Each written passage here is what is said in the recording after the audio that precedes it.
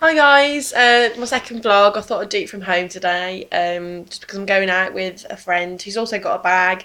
She's been a massive help with the charity, so we're going to go and have something to eat in a little bit and pop down to Alsa's to send some little charity bucket things.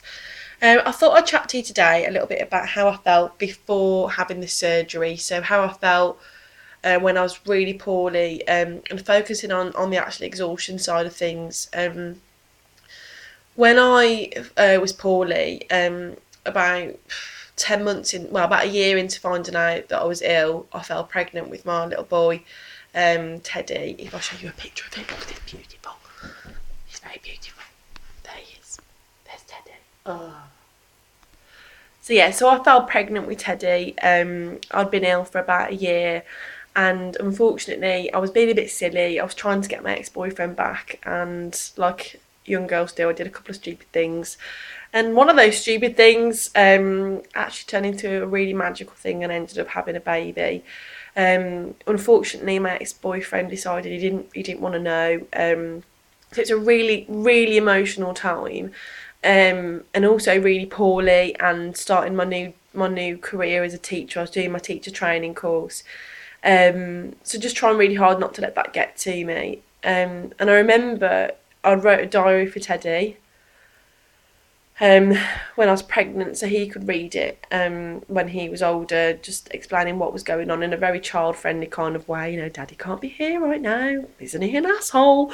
Didn't actually put that in his diary, just nice things, really.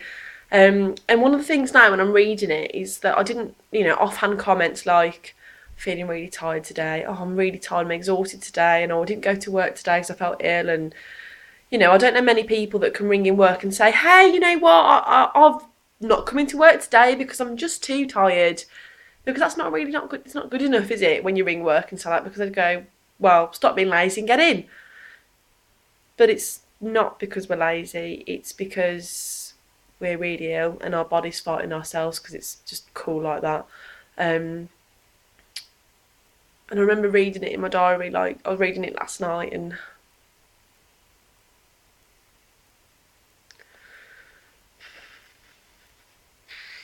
sorry, it just makes me feel really emotional just thinking about it. And such a hard time, and I really feel for you guys that are still feeling really poorly, because the exhaustion is the biggest thing for me. And I know it's for a lot of people. I could deal with everything else, but the exhaustion is something that I just can't deal with. I couldn't deal with at the time, and still kind of gets me now sometimes. And I still feel like, my body's still fighting itself, and it's something that I've got to deal with. But when I was in a flare, it was just horrendous.